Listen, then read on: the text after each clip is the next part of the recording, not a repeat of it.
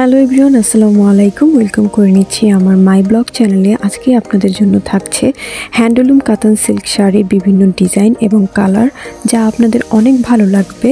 কারণ আমরা মেয়েরা যারা আছি তারা বিভিন্ন অকেশন ছাড়াও অনেক ধরনের শাড়ি পরতে পছন্দ করি।